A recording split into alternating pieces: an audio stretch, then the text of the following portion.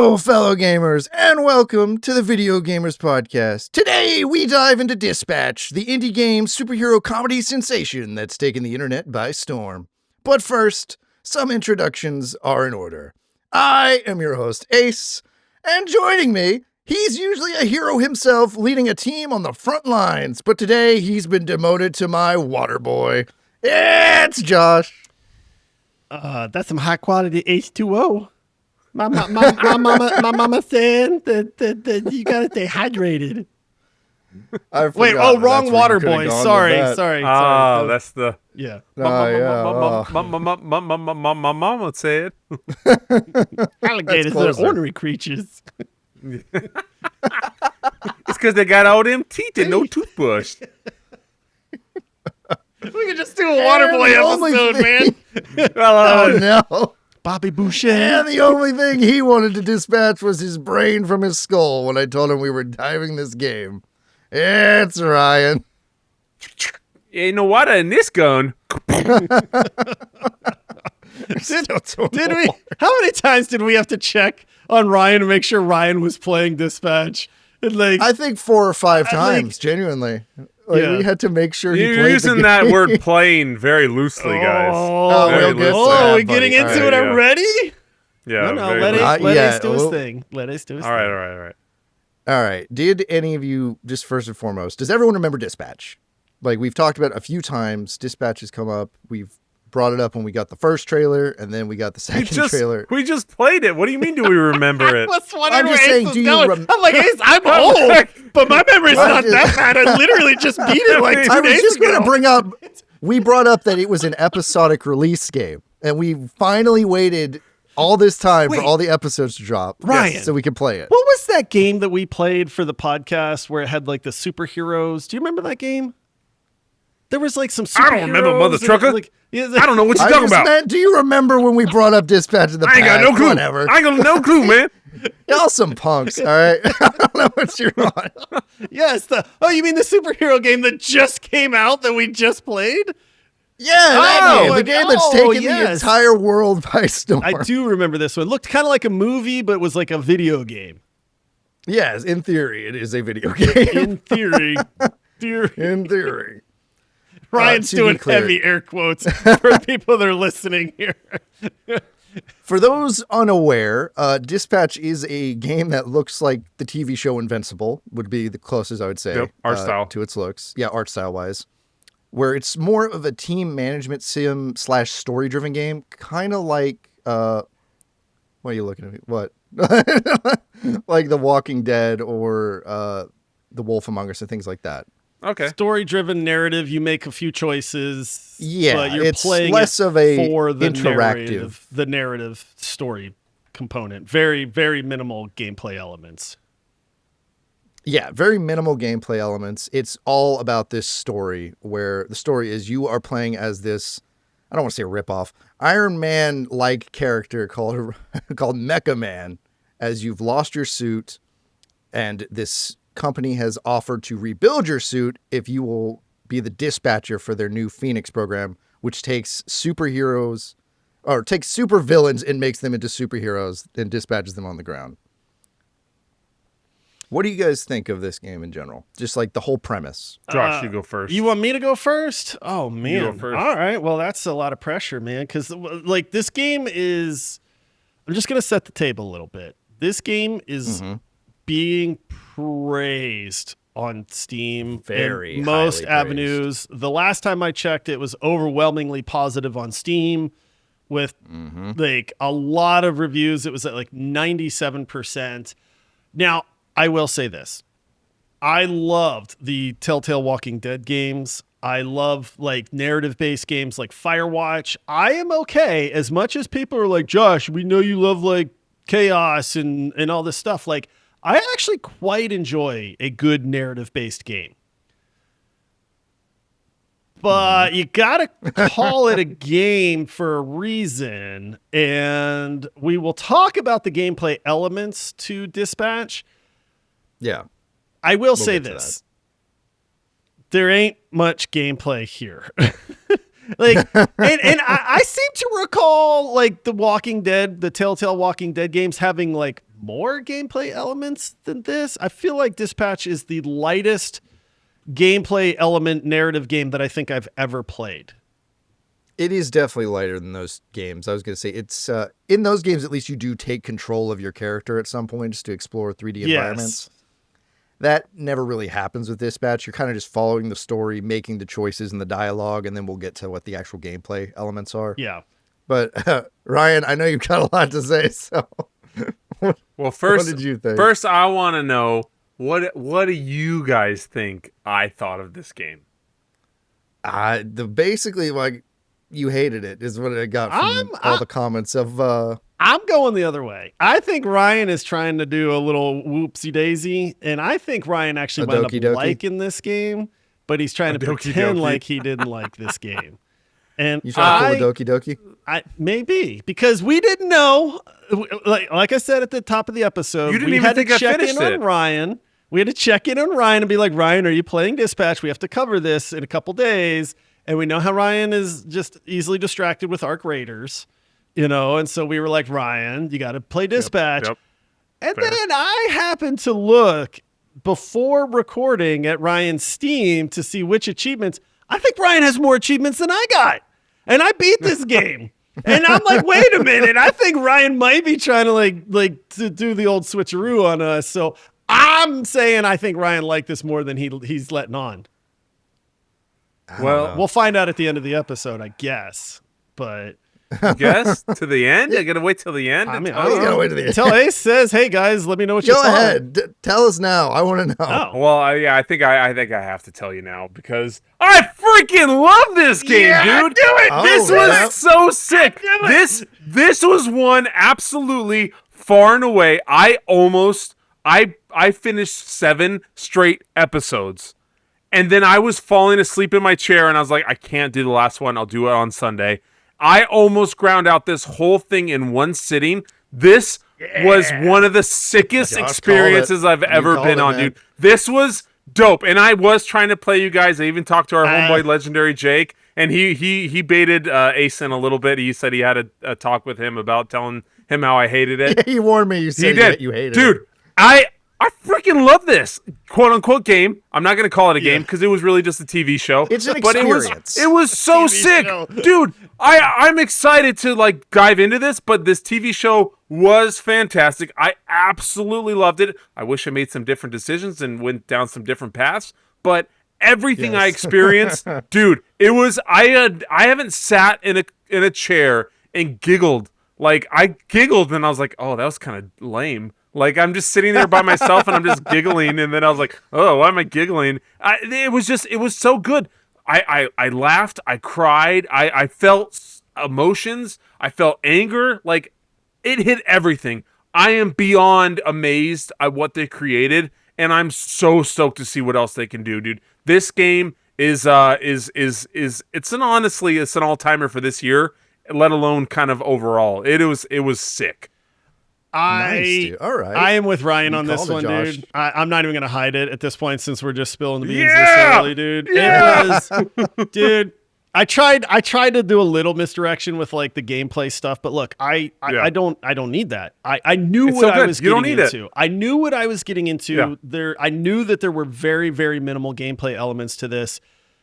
This is a TV show. Plain and simple. Yes. So every gamer it's an out interactive there, TV show. Every gamer out there, if you're like, well, I wonder if I'm going to like this, you have to be content to just sit and watch 8 cartoon episodes where you occasionally click a button or maybe wiggle your mouse once or twice, and that's it. If you're okay with that, this is an experience that you absolutely want to experience. Dude, this might be one of the best shows I've seen in years, dude. I'm just going to call it a show. Yes. Like, legitimately. Yes, it's a show. It's a show. Because, dude, the characters were incredible, memorable. The voice acting might be some of the best voice acting I think I have seen in a game ever. Far and away. Ever. You are instantly invested in these characters. They do such a good job of like making these superheroes feel like normal people. You start to really become invested in the story. It's got some weird, like almost like there's romance in this game. So you start to kind of Yeah. care about the characters. And then you're like, yeah, but what about that character? And the game's like, no, this character. And then you're like, yeah, but what about, and the game's like, no. So, but it's like Ryan said, dude, you will laugh, you will cry, you will be, that kind of thing. You'll be like, I knew it. And then you'll be like, oh, wait, I didn't know it. Oh, I knew it. No. It keeps you guessing. Yeah. My goodness, dude, it's incredible, dude. Yeah, I wanted to get everyone's like opinion of it out of the way before we dive into it so we can actually talk about some of our experiences, some of the choices we made, things like that. And everyone kind of, has an idea. But before we do that, I just want to give the disclaimer. This game is very mature. Yes. This game is for adults. Yep. And it is a narrative game, so we're going to have to talk about the narrative. Yeah. So there will be spoilers. Yep. It's unavoidable. So this episode will also be for adults. So this is your warning. No. Keep your shirt on. We'll talk about, there are some mature topics. There are some things like that. Shirts will come off, not on this show, in the game. Oh, maybe. okay. Oh man. I don't know, man. I'll do an awful lot for some ratings. So I'm kidding. Well, taking people. your shirt off is not the answer for that. No, that's I'll not. tell you that much. No, I don't want to tank the podcast. But yeah, just there is some mature subject matter. We have to cover some of that as we talk about the game. We will get into spoilers, is what Ace is saying. So if you want to experience the game without any spoilers, we will tell you when that is, and Ace will warn you. Which is soon. it's like 6-7 hours. It's not a crazy time investment to do that. So we definitely recommend play through it and come back. Play through it and Yes. come back and listen to the episode and hear what we have to say about it. We'll and still then be you can- here. yeah. I promise you we'll still be here. Yep. But since there is not much of the gameplay element, let's talk about it a little bit. The gameplay element is Robert at his desk dispatching these villains turned heroes into the field. You can team them up for different synergies. You have these different stat lines that you need to line up in order to, tackle certain crimes or certain problems efficiently. What did you guys think of that gameplay element? Was it necessary? I mean, it worked. I'll be honest. It's like, I could tell that they went, we need to make this a video game if we're going to market this as a video game. And so we have to throw something in there. It's very simple. Like, I'll be honest. It's like, hey, the game tells you need to rescue this person quickly and be prepared to fend off some enemies. And you go, okay, well, quickly means I have to have a hero with mobility. And the fact that there's going to be a fight means they have to have combat skills. And certain heroes are good at certain things. Some of them are very smart and they're very charismatic, but they're terrible in a fight. Other ones are great in a fight, but they're super slow and they're dumb as bricks, or something like that. And so you have this cast of heroes that all have different skills that pertain to different things. Like I said, I think there's combat, there's vigor, which is how tough they are. There's mobility, there's charisma, and there's brains. There's your categories. As you send them out and they succeed or fail in missions, they can get experience. When they level up, you can assign them a point. So even though somebody might start off being a very fast and weak hero, if you wanted to, you could craft them into a very fast, great at combat hero. So that part is kind of neat to go, okay, well, what do I think this needs? But then that's really it, dude. That's really the extent. It's very simplistic. All RNG after that. The only other strategy element at all, in my opinion, was sometimes you can send more than one hero to up your chances of success. If you do that, you might be light on heroes. Like, as more dispatch things come open, your heroes need to go out, they need to do their mission, then they need to come home and rest. And if everybody's out or resting and you don't have somebody to send, you might fail that call kind of thing. So, but And you missed the call. that's really you miss the call, you miss the chance. That's it. That's all the gameplay. Most of it.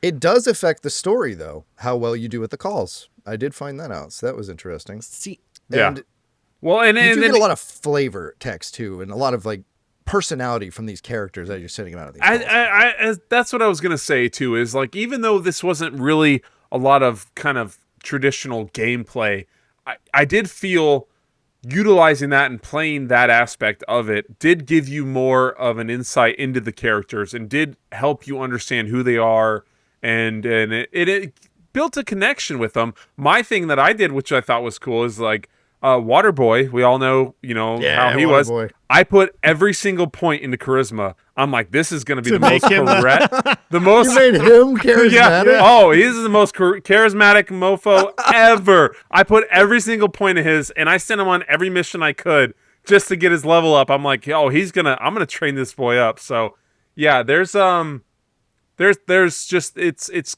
cool to see. Like, there's not a whole lot with the gameplay, but it does help you feel more with the characters as you send them out. You get those little lines of dialogue and what they say and how they synergize and what characters work better with each other, and it just creates a little more kind of immersion into that world you're trying to watch, if you will. Yeah, I agree. All right, we're gonna get to the meat and potatoes of this whole game here right after this word from our sponsor. All right, Rocket League players, today's episode sponsor is for you. If you're serious about ranking up, stop grinding in the dark. Start learning smarter with Trophy.ai. Trophy AI gives you real-time feedback that actually adapts to your playstyle. No more generic, hit the ball better advice. It breaks down exactly what you're doing right and, more importantly, what you're doing wrong, with real-time overlays that allow you to fix your mistakes on the fly. Need to sharpen your mechanics? Trophy AI has a massive library of training packs complete with live demos from pro players. You can watch, you can practice, and maybe even learn some of their moves. Plus, there are mini games that make training fun instead of a chore. And after every match, you'll get a personalized analysis showing exactly what you can improve on. It's like having your own Rocket League coach 24/7. You'll see faster improvement, play with more confidence, and actually understand why you missed that crucial save or lost that kickoff. Try it risk-free for 7 days at trophy.ai using the code VGP. That's TROPHI.ai. Train smarter, climb faster. All right, we are back. This is your last chance. Spoilers incoming. Spoiler warning. It is time. Spoiler warning. It is time to talk about the narrative of Dispatch, which I gave you this setup. You're a character who's basically Iron Man. You've lost your suit. You've been hired on at this dispatch agency to take control of what is called the Phoenix program, which takes supervillains and is working on converting them into superheroes. But they still have the attitude of supervillains, quite frankly. You get your own office with a longtime friend named Chase. Oh, Chase is awesome, dude. Dude, One of my Chase is the favorite best characters character in this game. dude. Like, Oh, genuinely. man. And your dog, Beef, which is just the roundest dog I've ever seen in my life. Starting off, I want to know, did you guys fist bump Royd in the urinal? Oh, of course. Yeah, I'm not Yeah, leaving my you boy gotta hanging. bump it, man. I'm not Yeah. leaving my boy Yeah, hanging. you can't leave him hanging. Can't leave him hanging, for sure. So this, Ace, just to clarify to people, because this is the other gameplay element to this, is a lot of times as a scene is playing out or characters are interacting with you, the game will throw up like 2 to 3 choices, right? This guy that works you get there options. comes up, he's talking to you in the bathroom. Most guys do not interact when they're standing at urinals. No. This is kind of an unspoken rule. And he comes up to you Really? and he's chatting away and he introduces himself and he goes to give you a fist bump. And then the game says, what do you do? Like, ignore him, fist bump Bump him. it or don't. Right. And so this is the other aspect of this game is you have to make these choices kind of on the fly, and the game will react to whatever choice you make. So this is where you get a little bit of the variety in the response. I will say you can kind of tell that the response is immediate, and then it goes back to what the predetermined conversation and like kind of, rest of this skit or line or interaction is going to be. But those choices that you make and seeing that kind of immediate how they play out is the other gameplay element to this game. It's nice to see you have some kind of impact on this world, because for a while you're just sitting there, you're watching a really good TV show, and then you get to throw your own 2 cents in, what you Right. want to say, how you want this scene to go. And the first 2 episodes, it's very minimal. There's not a ton you can change or manipulate. moving on though from those first 2 episodes, things get very intense very quickly. Yeah. Like, we haven't gone over the Z team members, which are these villains you control, but you get an option to cut one of them very early on. You get to, just take one It's out not really of an your team option. completely. You have to cut one of them. Yeah, you have to Yeah. cut one of them. Who'd you And cut? Oh, I cut Coop. Yeah, I cut Coop. What? I cut Coop Yeah. too. You cut- She's an evil No! assassin. She doesn't belong on the team, Ryan. Yeah, she's super sweet and has Also- a bunch of combat abilities. Yeah, She's I like already a hate weird combat bat guy. people.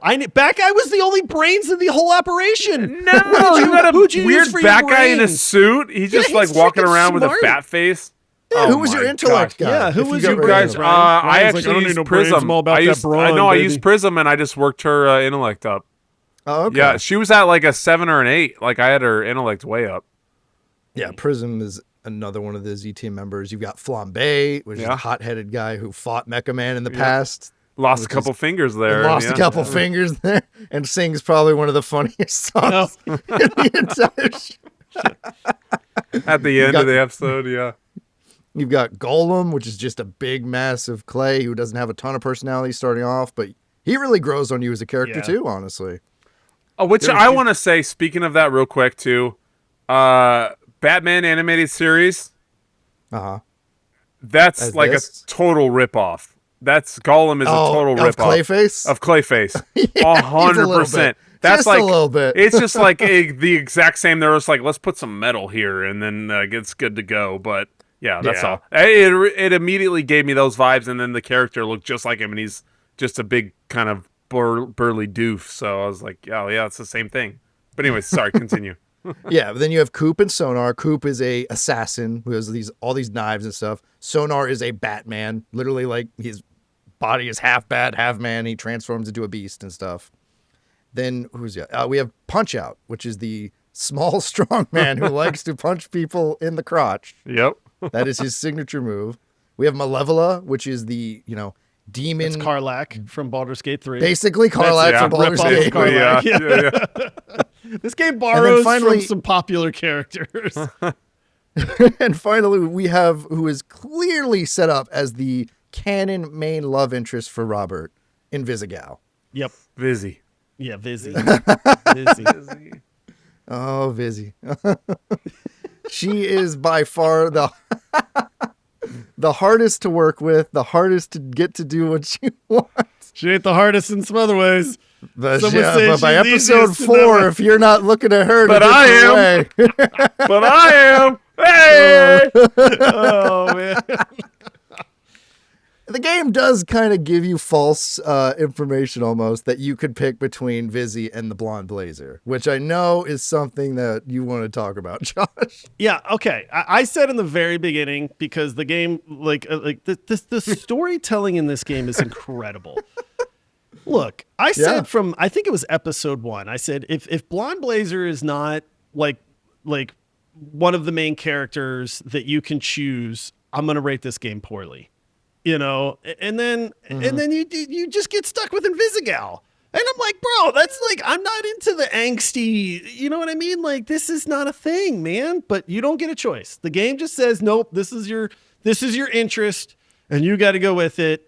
And so, unfortunately, when we get to the rating point, I'm gonna have to give this game a bad rating. So, I don't know if that's fair. Invisigal is a pretty good option. It's funny to me because I knew, like, knowing Josh, like, because of me, I'm like, oh yeah, Invisigal, like, I can Oh, fix you her. and me, Ryan, are the I same, can, yeah. I can fix her, dude. Yeah, I can make her all right. Yeah, like I'm gonna get everything together and she'll be good to go. And Josh is like, yeah, that one's crazy. I'm gonna go with this one. yeah, This I don't beautiful want to deal superhero. with crazy, man. Yeah. I don't Yeah, that's need fine. the fixer Dude. thing, man.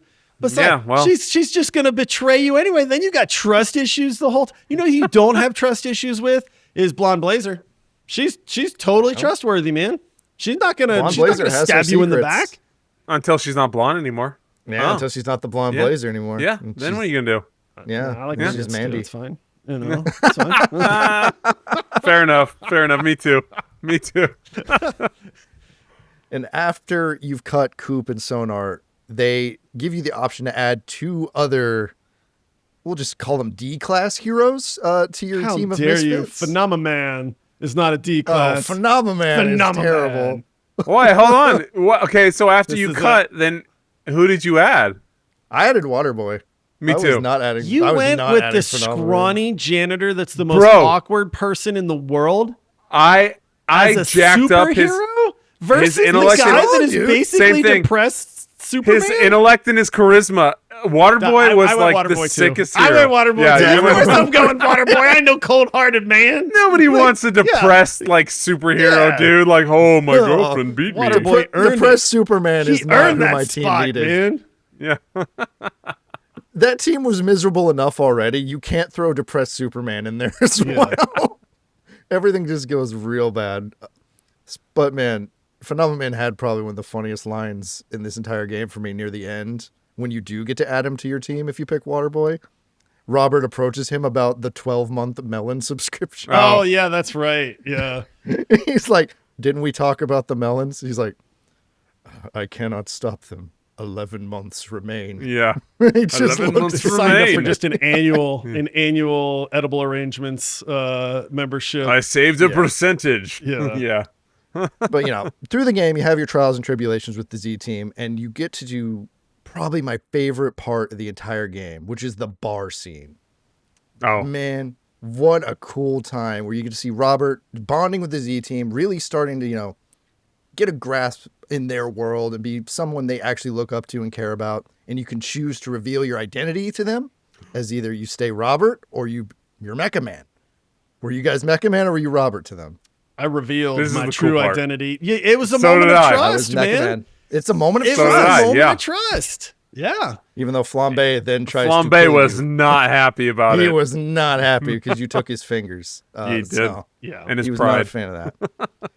From that, you get to this house party where they all try to go, to Robert's house and make him feel welcome and help him find the piece of his suit where it exploded, and that's the only thing he needs to get it to work again.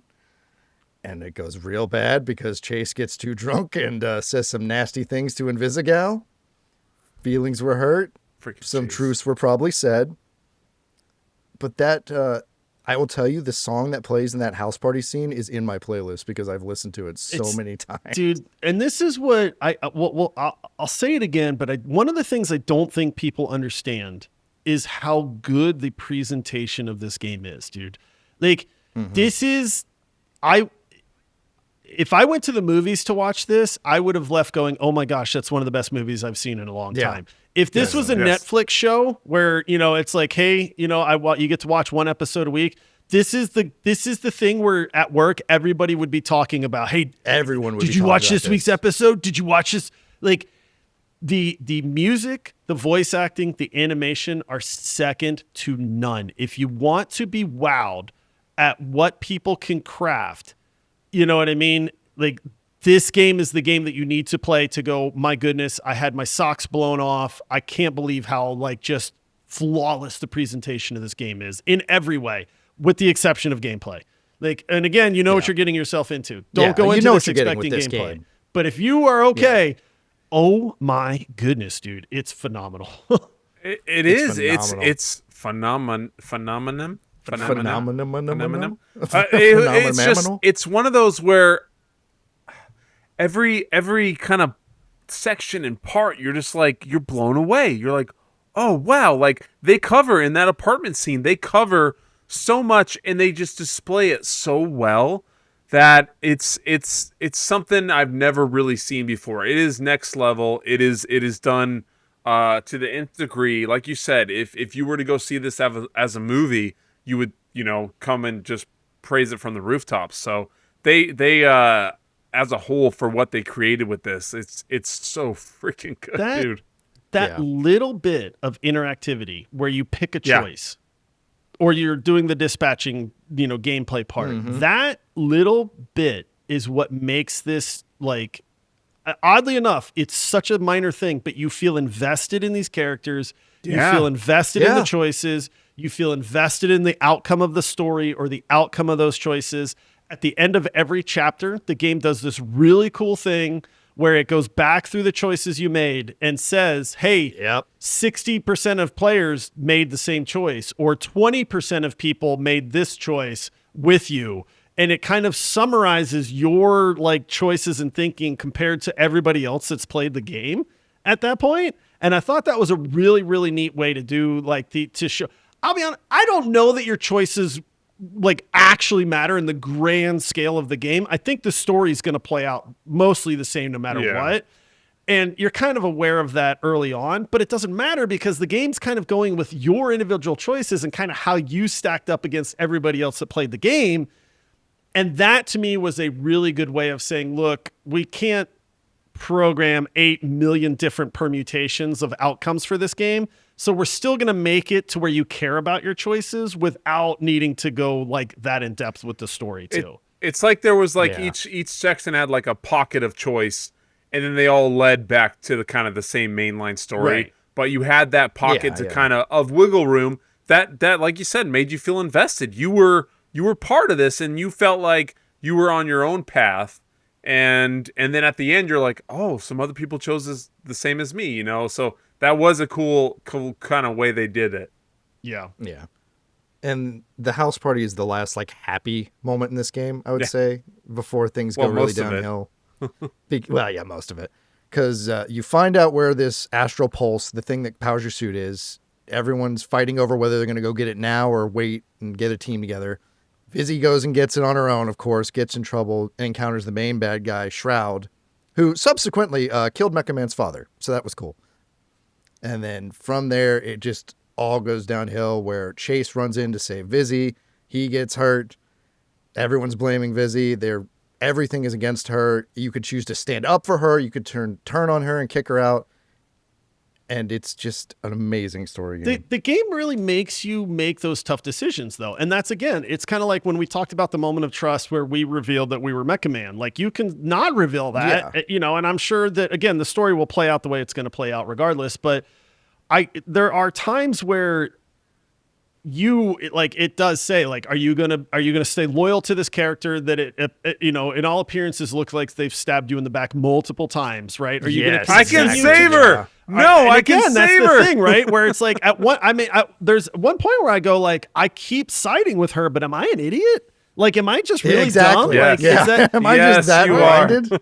Yeah. And so it really does make you care, and it does make you struggle with some of the decisions that you make in the game. As far as like, I always responded how I would in real life, where I'm like, I think this person's good. I'm going to put my trust in them. And I sure hope it doesn't come back to bite me. And those are the kind of decisions that the game puts in front of you and says, here, you gotta choose how you're going to respond to this. Yeah, and we can't get into full details for the end, but your choices in the end will decide if Vizzy will stay a villain or she will turn a new leaf as a hero. And it'll affect the ending of the game. And that's the biggest choice of all, I would say. Yeah, I saw the choice Ryan made. Ryan's villain. Yeah, I did too. Jeez, Ryan. Ryan's villain through and through. I don't know what you did, Ryan, but I don't know what you did, Ryan. I didn't save apparently her. you can't fix her, Ryan, because you didn't fix her. did She not. stayed a villain with you, man. I know. Yeah, she was. She sliced this guy off, and I was like, "No, come on!"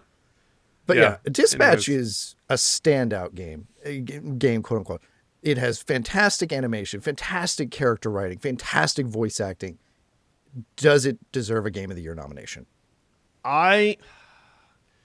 This one's tough, dude, because it is stellar in every aspect. Like, legitimately. Like, we've played some of these story-based games. The Quarry, famously, I did not like. I thought The Quarry sucked. Yeah. Firewatch is one that I absolutely loved. Again, minimal gameplay elements. Dispatch, to me, is weird because I feel like this is like 90% TV show, 10% video game. Whereas most of these games try to be like 70-30 kind of thing. But yeah, I mean, it deserves something because it is unlike anything else out there. Again, this is the most premium presentation of this type of game that I think people will have ever seen.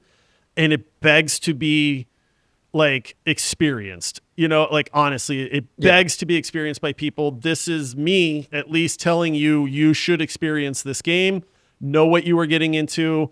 enjoy the ride, because like I said, if this was a Netflix show, let's go like K-pop Demon Hunters, right? Came out on Netflix and the world lost its mind. If Dispatch was out on Netflix, the world would be losing its mind. Like honestly, it's that good. Why are you stealing my takes, bro? I'm just saying. Like literally exactly what I was gonna say. I'm not even kidding. Yeah. It's almost like we've been doing this together for a while. I know, right? Yeah, right? Yeah. No, that's what I thought of. Like, if they were a way to, like, because the gameplay element of it, there's really not that much of it. They could animate that to where he's still, Robert's still there, sending all the dispatches out and doing the stuff and just animate it that quickly. But if they made this an 8-part, 10-part series on Netflix, it would be top 10 for the next month.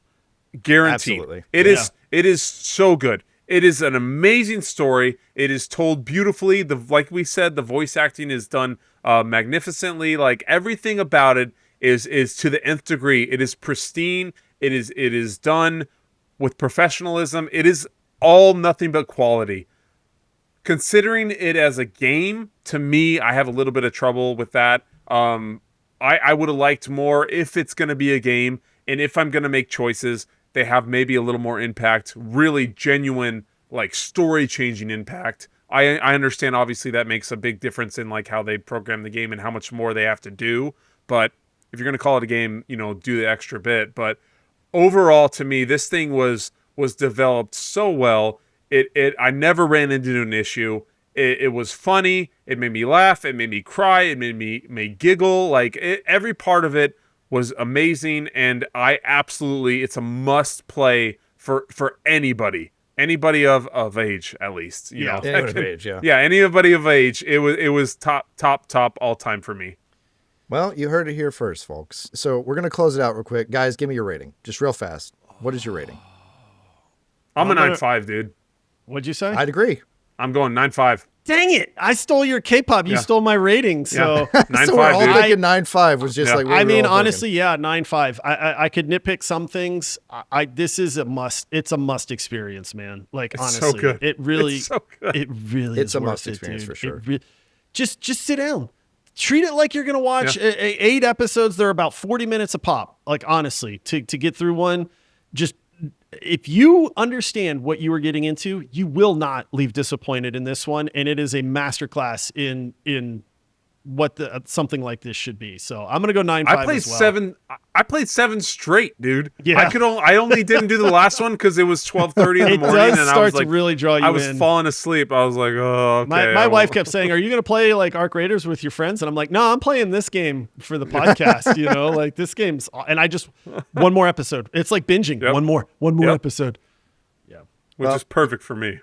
I think 9.5 is perfect, and I want to say this game is only $30. So Yeah. Worth every penny. $30. Worth Every every penny. You would spend $20 to go see a 2-hour movie. You're going to spend $30 to get a 6-hour movie.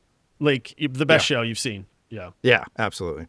So thank everybody so much for listening to this one. I really wanted to talk about Dispatch. I'm so glad we got to do it before the year. Good job, Me Ace, too. pushing us into playing this. Yeah. Too, by the way. So good. we dude. had to cram this one in. It was kind of last minute, but Ace was like, guys, if we start playing now, we can have this ready for next week. And we're like, all right, let's do it. Yeah, it was totally worth it. I'm so glad we did it. Be sure to rate our show 5 stars. Leave us a review if you have not already. On Spotify, you can do it there too. There's a little rating there. You just go 2 clicks. That's it. That's all you have to do. We have a Discord full of fantastic members that you are going to love to meet. They probably want to talk about Dispatch Story just as much as you if you've played it already. If you haven't, this was your sign. And of course, we have a Patreon if you want to go that extra mile and show us a little bit of support.